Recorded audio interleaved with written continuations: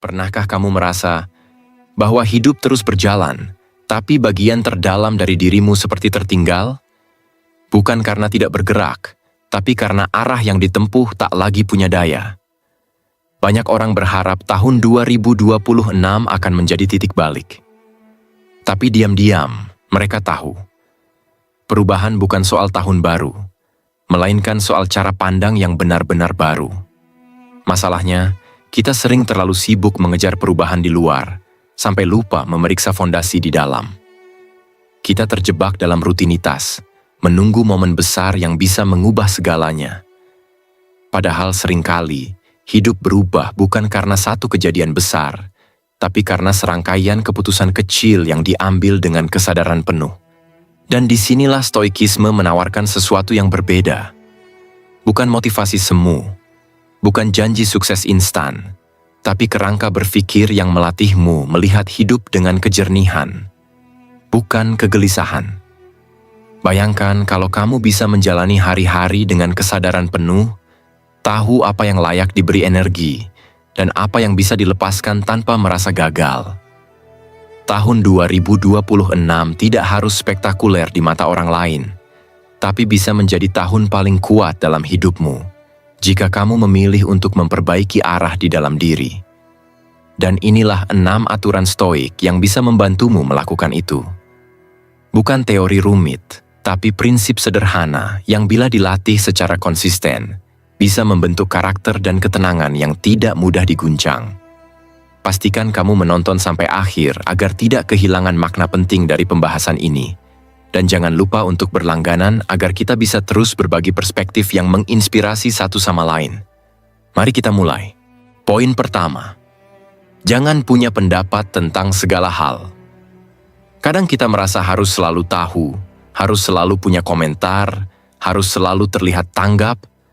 Entah kenapa, diam menjadi sesuatu yang dianggap aneh, atau bahkan salah. Tapi coba tanya ke dirimu sendiri. Seberapa sering kamu kelelahan bukan karena pekerjaan, tapi karena terus-menerus ikut terbawa arus opini, perdebatan, bahkan konflik yang tak pernah benar-benar kamu pedulikan? Kamu terbangun dengan notifikasi yang membanjir, topik baru, konflik baru, tuntutan untuk punya suara. Tapi yang tak disadari banyak orang adalah, kebutuhan untuk punya pendapat tentang segala hal seringkali bukan lahir dari kepedulian, melainkan dari ketakutan. Takut tertinggal, takut tak dianggap, takut tak terlihat. Padahal, tidak semua hal butuh komentar. Tidak semua isu harus kita bawa ke dalam ruang batin kita. Dan tidak semua opini, meskipun tampaknya penting, layak menyita perhatian kita yang terbatas. Kita hanya punya sekian jam dalam sehari, dan pikiran yang hanya sanggup menampung beban tertentu. Mengisinya dengan hal-hal yang bukan tanggung jawab kita, sama seperti mengisi botol kecil dengan air bah, pasti tumpah, pasti melelahkan. Dalam stoikisme, ini disebut dikotomi kendali. Kita diajak untuk jernih memilah mana yang bisa kita kendalikan dan mana yang tidak. Dan pendapat orang lain, berita viral, atau opini-opini yang sedang hangat di luar sana, seringkali bukan sesuatu yang bisa kita ubah. Tapi reaksi kita, sikap kita, fokus kita, itu sepenuhnya dalam kendali kita. Yang menarik, penelitian psikologi modern justru menunjukkan bahwa orang yang terlalu banyak terpapar konflik dan opini luar mengalami mental overload, beban mental yang tak terlihat, namun nyata. Sebuah studi dari University of California menyebutkan bahwa terlalu sering mengakses berita sosial dan media opini bisa memicu kecemasan sosial, kelelahan kognitif, bahkan menurunkan empati. Dan ini terjadi bukan karena kamu lemah, tapi karena kamu manusia. Batas itu ada, dan mengabaikannya bukanlah kekuatan, melainkan pengabaian diri. Ada yang bilang, tapi kalau aku diam, nanti dikira acuh. Namun disinilah ujian kedewasaan itu muncul. Mampukah kamu tetap tenang, tetap sadar akan nilai-nilai batinmu, meskipun tak dipuji atau disorot? Apakah kamu bisa menerima bahwa menjadi relevan bukan berarti menjadi ribut? Menariknya, beberapa tokoh paling dihormati dalam sejarah bukan karena sering bicara, tapi karena tahu kapan harus diam. Ketika semua orang ribut, mereka tenang. Ketika opini bertabrakan, mereka menimbang dalam diam. Dan ketika akhirnya mereka bicara, semua orang mendengarkan. Bukan karena retorika mereka, tapi karena kedalaman sikap yang sudah lebih dulu mereka bangun dalam keheningan. Mungkin justru itulah yang kita butuhkan di tahun ini. Bukan lebih banyak suara, tapi lebih banyak ruang sunyi. Ruang untuk berpikir, bukan bereaksi. Ruang untuk mengolah, bukan sekadar membalas. Dan ruang untuk memilih dengan sadar mana yang pantas masuk ke dalam perhatian kita dan mana yang cukup kita lewati saja. Pernahkah kamu merasa semakin kamu bicara, semakin kamu kehilangan arah? Atau semakin kamu ingin membuktikan diri, semakin kamu merasa tidak cukup? Itu mungkin bukan karena kamu salah bicara, tapi karena kamu terlalu banyak bicara tentang hal-hal yang tidak kamu benar-benar pahami. Diam kadang justru bukan tanda kebingungan, tapi keberanian. Dan keberanian ini bukan agresif, tapi kokoh. Coba bayangkan, bagaimana jika selama ini kamu tak perlu selalu menjelaskan semuanya? Bagaimana jika cukup dengan kamu memahami dirimu sendiri? Itu sudah cukup membuat hidupmu bermakna. Kebebasan sejati, dalam stoikisme, bukan saat kamu bisa berkata apapun yang kamu mau, tapi saat kamu bisa memilih untuk tidak berkata apa-apa, dan tetap merasa damai. Apakah itu mudah? Tidak. Tapi mungkin memang tidak perlu mudah untuk menjadi sesuatu yang berarti. Mungkin tahun 2026 ini bukan waktunya kamu menjadi lebih keras bersuara, tapi lebih dalam mendengar. Mungkin diam bukan kekalahan, tapi kekuatan yang belum sempat kamu kenali. Dan jika itu yang kamu butuhkan saat ini, bagaimana kalau kamu mulai dengan satu langkah sederhana? Tidak punya pendapat tentang segala hal. Poin kedua, berhenti memberikan waktu secara cuma-cuma. Pernah nggak sih kamu merasa sudah melewati hari yang panjang, tapi saat malam tiba, kamu bahkan nggak yakin waktu tadi habis untuk apa? Rasanya lelah tapi nggak tahu kenapa. Seperti sudah melakukan banyak hal tapi kosong. Bukan karena pekerjaan berat, tapi karena waktu habis untuk hal yang sebenarnya nggak kamu pilih sendiri. Aneh ya, bagaimana kadang tubuh kita nggak terlalu lelah, tapi batin seperti habis diperas. Dan kalau ditelusuri, mungkin penyebabnya bukan pada aktivitas, tapi pada keputusan-keputusan kecil yang terlihat sepele. Seperti tidak berani menolak ajakan, tetap tinggal dalam obrolan yang melelahkan, atau terus membuka ruang untuk hal-hal yang tidak memberi makna. Kalau kamu perhatikan, capeknya bukan cuma dari kerjaan, tapi dari memberi waktu ke hal-hal yang nggak mengisi. Dan ini bukan cuma soal sibuk. Ini tentang kehilangan arah. Dalam studi yang diteliti oleh para psikolog, salah satu penyebab utama stres emosional dan burnout bukanlah beban kerja berat, tapi batasan waktu yang kabur. Ketika seseorang terus-menerus merasa harus ada untuk semua orang, semua hal, semua permintaan, tanpa mempertanyakan nilai atau tujuannya, energi mentalnya terkikis perlahan. Dan yang lebih berbahaya, kelelahan semacam ini sering tidak dikenali. Karena kita anggap biasa. Seolah sudah wajar saja kalau waktu diambil orang lain, karena takut dibilang egois. Padahal, bukankah waktu itu satu-satunya sumber daya yang tidak bisa dikembalikan? Kadang kita sulit berkata tidak, bukan karena kita setuju, tapi karena takut mengecewakan. Takut dianggap nggak baik, takut dibilang berubah. Tapi, bagaimana kamu bisa menyebut dirimu tumbuh kalau kamu masih terus memberi waktu hanya untuk terlihat menyenangkan? Disinilah kita diajak jujur, bahwa sebagian dari kita tetap bertahan dalam lingkaran yang menyedot waktu. Bukan karena nilai, tapi karena butuh validasi. Lalu muncul pertanyaan, kalau waktu kita diambil terus-menerus untuk hal yang tak penting, bagaimana bisa kita membangun karakter yang utuh? Bagaimana bisa kita punya ruang untuk bertumbuh? Seseorang pernah bilang, waktu yang kamu berikan sembarangan adalah waktu yang tak bisa kamu tarik kembali. Dan ya, bisa jadi keputusan paling dewasa tahun ini bukan menambah kesibukan, tapi menarik kembali waktu yang pernah kamu beri dengan terburu-buru. Apalagi kalau ternyata waktu itu justru membuat kamu menjauh dari dirimu sendiri. Kamu bisa lihat juga dari orang-orang yang kita hormati. Mereka bukan orang yang selalu hadir kapan saja. Justru mereka punya batas. Mereka hadir saat diperlukan, bukan karena takut ditinggalkan, tapi karena tahu apa yang penting. Ini bukan antisosial, tapi bentuk penghargaan terhadap hidup. Dan mungkin kita juga bisa mulai belajar dari situ, bahwa semakin kamu menghargai waktumu, semakin orang lain pun menghargai kehadiranmu. Mungkin kamu juga pernah merasa bersalah karena menolak permintaan orang. Merasa seperti bukan orang baik.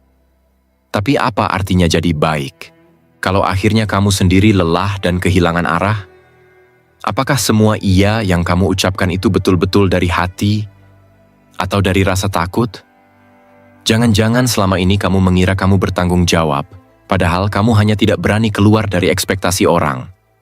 Dan jangan-jangan kelelahanmu bukan karena kamu banyak aktivitas, tapi karena kamu terus memberi tanpa pilih. Menariknya, riset juga menunjukkan bahwa orang yang berani membuat batas waktu, berani bilang tidak, justru cenderung punya kepercayaan diri lebih stabil, emosi lebih sehat, dan kualitas hidup yang lebih tinggi. Karena mereka memilih, bukan sekadar merespons. Dan kalau kamu ingin tahun 2026 jadi titik balik hidupmu, mungkin bukan dengan menambahkan kegiatan, tapi mulai memilah. Mana yang benar-benar layak diberi waktu, dan mana yang cuma kebiasaan. Mana yang membawa kamu lebih dekat pada nilai hidupmu, dan mana yang hanya menyita tanpa balas. Kadang kita kira kita harus sibuk biar dihargai. Padahal bisa jadi, justru orang yang paling berwibawa adalah mereka yang tidak bisa diakses setiap saat. Karena ketika mereka hadir, itu berarti. Bukan karena mereka selalu ada, tapi karena mereka tahu kapan harus ada. Dan kalau kamu mulai merasa capek, bukan karena tubuh, tapi karena batin yang pelan-pelan terkuras, itu mungkin sinyal bahwa waktumu selama ini tidak kamu berikan ke tempat yang benar. Sekarang saatnya ambil alih lagi. Bukan dengan marah, tapi dengan sadar. Satu langkah kecil bisa jadi awal yang besar. Berhenti memberikan waktu secara cuma-cuma. Poin ketiga, latih diri dalam ketidaknyamanan. Setelah kita mulai memilih diam dari hal yang tak perlu dan berhenti membagi waktu secara sembarangan, biasanya muncul satu fase yang jarang dibicarakan. Hidup terasa lebih sunyi, lebih sederhana. Tapi justru di titik ini, banyak orang mulai gelisah. Bukan karena hidupnya memburuk, tapi karena terlalu lama terbiasa nyaman. Coba jujur sebentar. Pernah nggak kamu merasa aneh ketika segalanya terasa aman? Tidak ada drama besar, tidak ada tekanan ekstrem, tapi justru muncul rasa kosong. Seperti ada bagian diri yang bertanya, terus sekarang gue ngapain? Disitulah konflik batin muncul. Dan disitulah ketidaknyamanan mulai terasa, meski tidak selalu dramatis. Psikologi modern menjelaskan bahwa manusia sering menghindari ketidaknyamanan bukan karena tidak kuat, tapi karena belum terbiasa. Ada istilah experiential avoidance, kecenderungan untuk menjauh dari rasa tidak enak, pikiran berat, atau emosi yang mengganggu. Masalahnya, semakin sering kita menghindar, semakin rapuh kita saat hidup benar-benar menekan. Ini bukan teori kosong. Banyak riset menunjukkan bahwa orang yang terus mengejar kenyamanan justru lebih rentan stres dan kecemasan jangka panjang. Stoik sejak lama menyadari ini.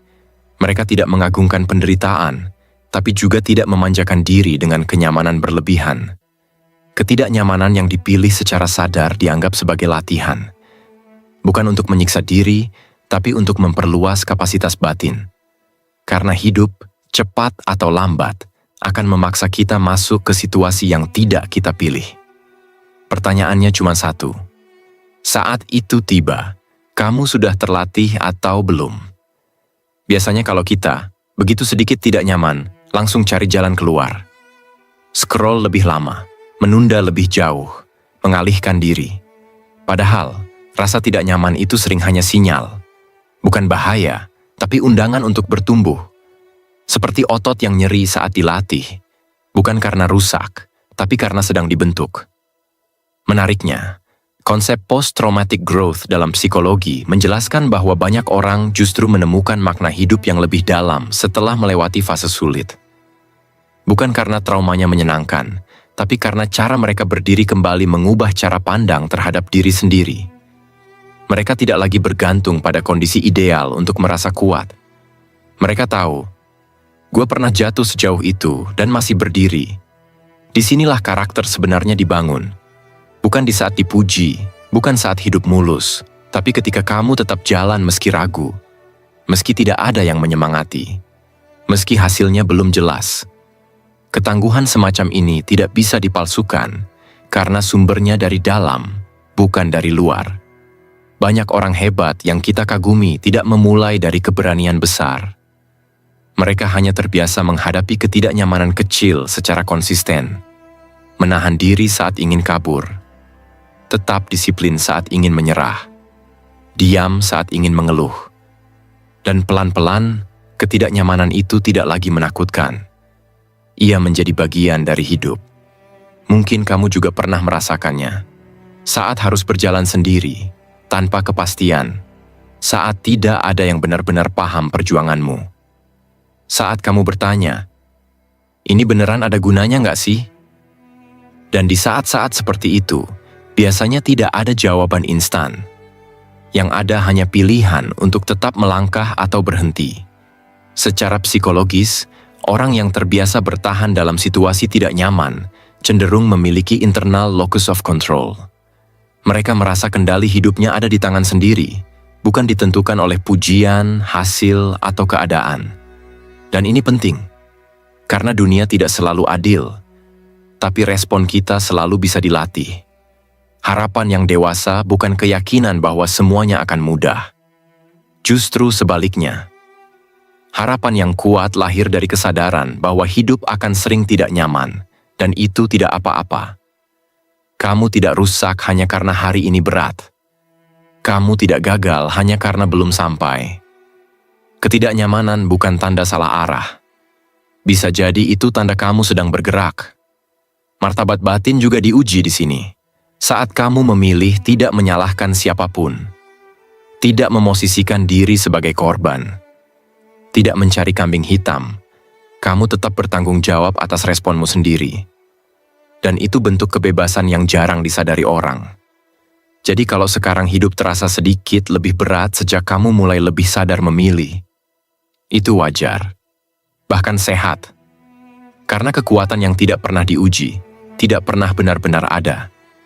Dan kebanggaan yang paling sunyi, paling manusiawi, sering lahir dari satu hal sederhana. Kamu tetap berjalan, meski tidak nyaman, tanpa tepuk tangan, dengan keyakinan bahwa proses ini sedang membentuk sesuatu yang tak bisa dirampas siapapun. Dan mungkin, justru disitulah tahun 2026 mulai berubah arah. Bukan saat hidup terasa mudah, tapi saat kamu cukup kuat untuk tidak lari dari yang sulit. Poin keempat. Lakukan sesuatu untuk kebaikan bersama. Ada satu pertanyaan yang biasanya muncul pelan-pelan, terutama setelah kamu mulai lebih sadar soal arah hidup. Apa sih arti gua buat orang lain? Pertanyaan itu nggak selalu datang dari ego. Kadang justru dari sisi terdalam dalam diri yang butuh tahu bahwa keberadaanmu berarti. Bukan berarti kamu harus jadi pahlawan, tapi kadang sekadar tahu bahwa tindakanmu mengurangi beban orang lain, itu cukup bikin kamu tetap bertahan. Coba ingat satu momen ketika kamu bantu seseorang tanpa diminta. Mungkin kecil, mungkin nggak ada yang lihat. Tapi perasaan yang muncul setelahnya, hangat, tenang, dan sulit dijelaskan. Psikologi menyebutnya warm glow, semacam rasa puas batin yang muncul setelah memberi. Bahkan riset menunjukkan bahwa perilaku seperti ini berkaitan erat dengan peningkatan emosi positif dan kepuasan hidup yang lebih tinggi, meskipun kamu nggak dapat pujian apapun. Tapi, kenapa ya? Saat kita niat berbuat baik, sering muncul suara lain di kepala. Nanti dimanfaatin nggak ya? Kalau gagal gimana? Apa gua kelihatan naif? Suara ini bukan berarti kamu pesimis. Bisa jadi kamu pernah kecewa, dan ketakutan itu muncul sebagai bentuk perlindungan. Ini juga dijelaskan dalam riset. Empati dan kecurigaan bisa hidup berdampingan. Kita ingin membantu, tapi juga ingin aman. Masalahnya, kalau terus dituruti, kamu bisa kehilangan keberanian untuk bertindak. Padahal niatnya ada, kemampuan juga ada. Tapi terlalu banyak pertimbangan, terlalu takut disalahpahami. Dan akhirnya, kamu memilih diam. Lalu menyalahkan dunia karena terlalu kacau. Padahal, dunia memang tidak selalu adil.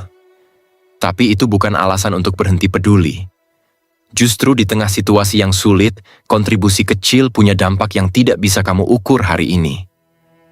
Dan tindakan itu, meski tidak dilihat siapapun, sedang membentuk sesuatu dalam dirimu. Integritas, kekuatan, dan kebanggaan batin yang tidak bisa dibeli. Orang-orang besar yang kamu kenal karena kontribusinya jarang memulai dari spotlight.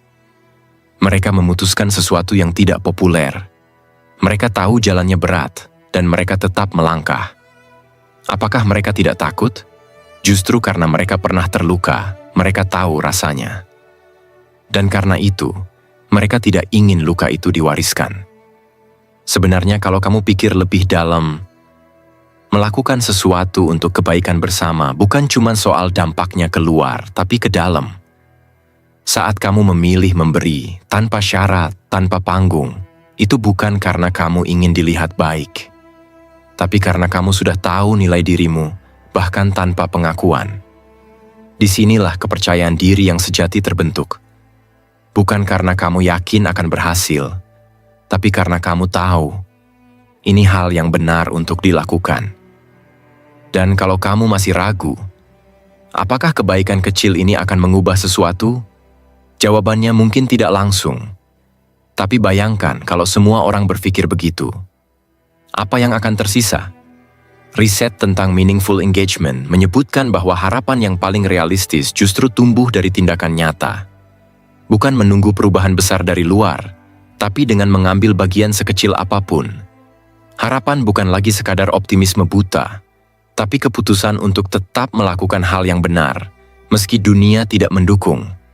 Dan di situ juga letak martabat. Saat kamu memberi bukan karena terpaksa, bukan karena dituntut, tapi karena batinmu tidak bisa diam melihat penderitaan orang lain.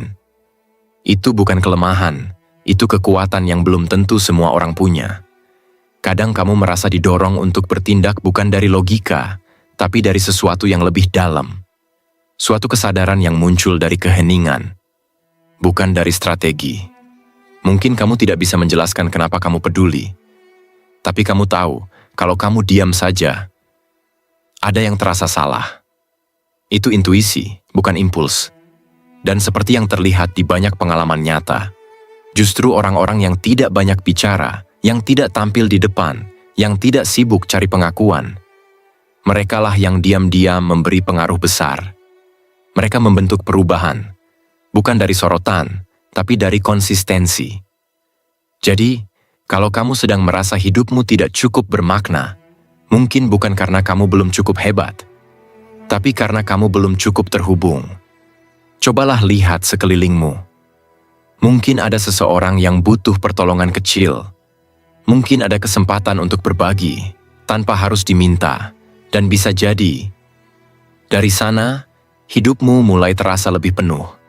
Karena di akhir nanti, kebanggaan yang paling dalam bukan datang dari status atau pencapaian, tapi dari ingatan bahwa kamu pernah peduli, pernah bertindak, dan pernah memilih menjadi bagian dari sesuatu yang lebih besar dari dirimu sendiri. Tanpa harus diberitahu siapapun, kamu tahu, itu adalah keputusan yang tepat.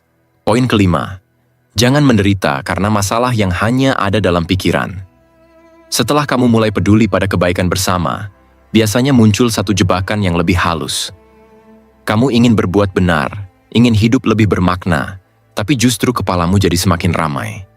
Pikiran berlarian ke depan, membayangkan skenario yang belum tentu terjadi, dan tanpa sadar kamu sudah lelah. Padahal belum ada apa-apa yang benar-benar terjadi. Coba berhenti sebentar. Jujur ke diri sendiri. Berapa banyak rasa cemasmu hari ini yang benar-benar berasal dari kejadian nyata? Dan berapa banyak yang hanya hidup di kepalamu? Filsafat Stoik sejak lama mengingatkan satu hal sederhana tapi menusuk. Manusia jarang menderita karena peristiwa. Mereka menderita karena tafsiran. Psikologi modern menyebut ini sebagai cognitive distortions. Salah satunya yang paling umum adalah catastrophizing.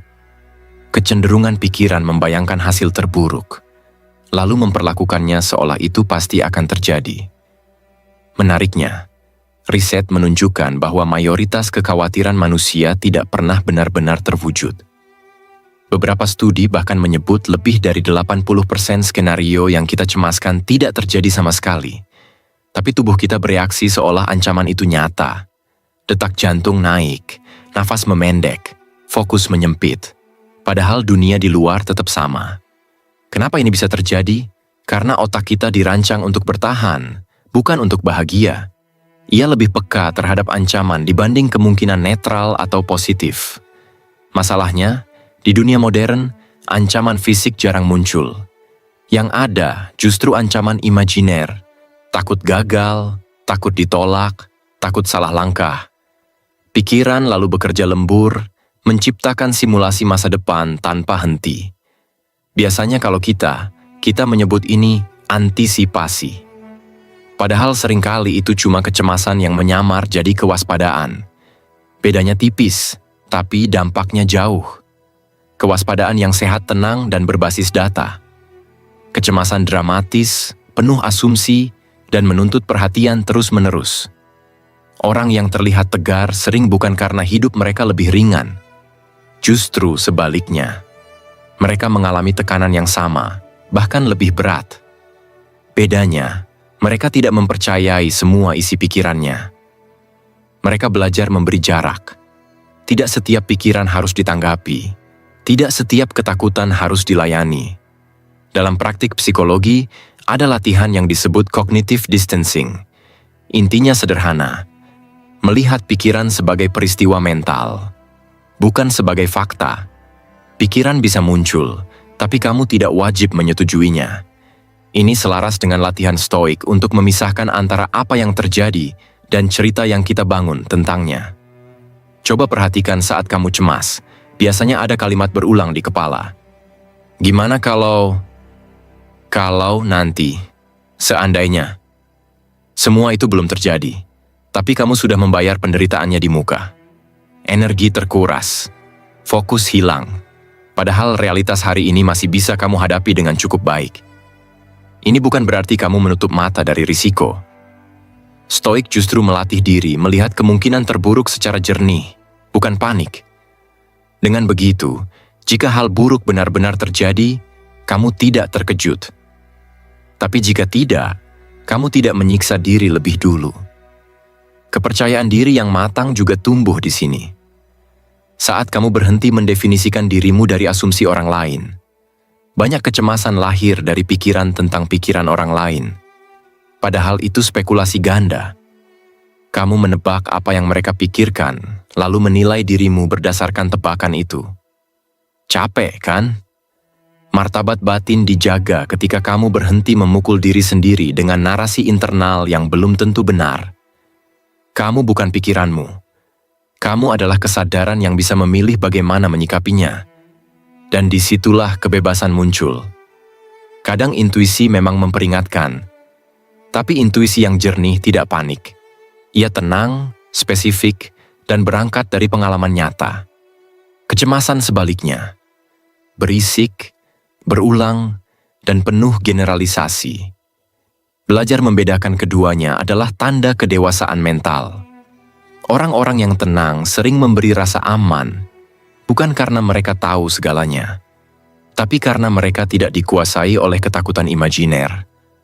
Respon mereka stabil, sikap mereka konsisten, dan itu menciptakan wibawa alami.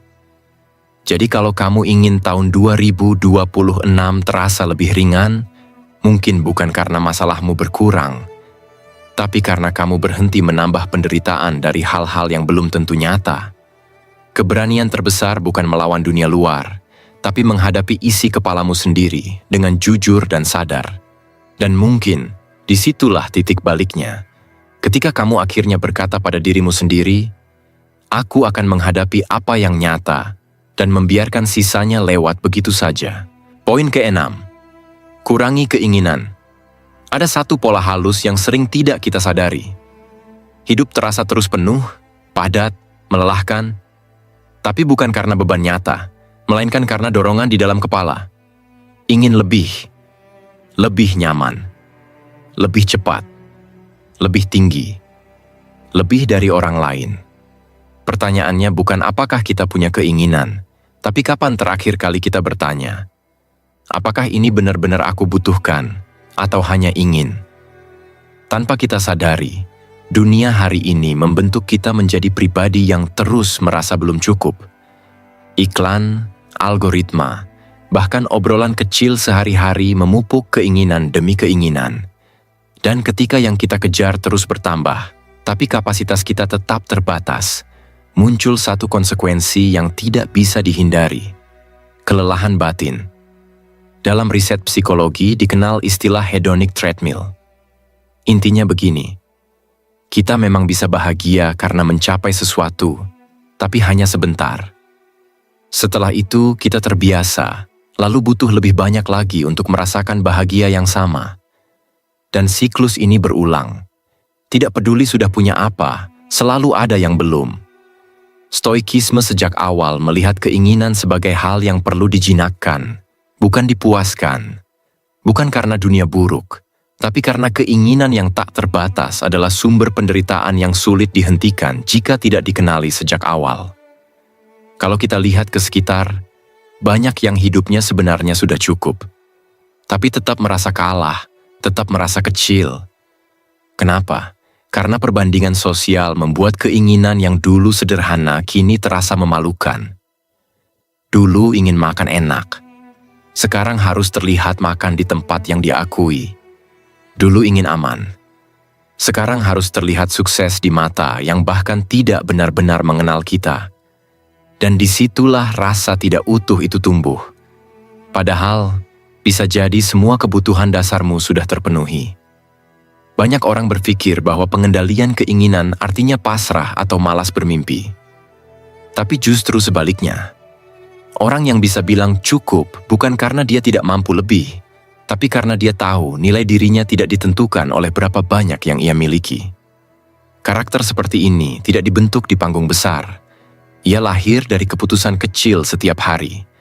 Menunda pembelian yang tidak perlu, berhenti membandingkan capaian pribadi dengan milik orang lain, menyadari kapan keinginan muncul karena kebutuhan, dan kapan karena haus pengakuan. Menariknya, studi tentang kesejahteraan emosional menunjukkan bahwa orang yang hidup sederhana dan mengurangi keinginan berlebihan justru lebih stabil emosinya, lebih sedikit mengalami kecemasan, dan lebih puas dengan hidupnya. Bukan karena mereka punya segalanya, tapi karena mereka tidak butuh segalanya untuk merasa utuh. Contoh yang paling nyata justru datang dari mereka yang punya pilihan untuk mengejar lebih banyak, tapi memilih tidak. Orang-orang seperti Marcus Aurelius, misalnya, yang di puncak kuasa dan pengaruhnya justru merenung soal pentingnya hidup sederhana. Karena ia tahu, kekuasaan tidak menjamin kedamaian, dan ketenangan tidak bisa dibeli dengan status. Di masa sekarang, mungkin bentuk keberanian terbesar bukan tentang mengejar semua yang bisa dikejar, tapi memilih apa yang layak dikejar, dan menolak sisanya. Kadang keinginan datang seperti angin, pelan tapi konstan, membisikkan bahwa kamu belum cukup, bahwa kamu harus menambah, harus membuktikan. Tapi kamu bisa diam sejenak dan bertanya, apa ini betul-betul aku butuhkan? Kebebasan sejati mungkin bukan tentang punya banyak pilihan, tapi punya kekuatan untuk tidak diperintah oleh keinginan yang tidak berdasar. Saat kamu mulai berani hidup dengan secukupnya, sesuatu yang aneh terjadi. Kamu mulai merasa ringan.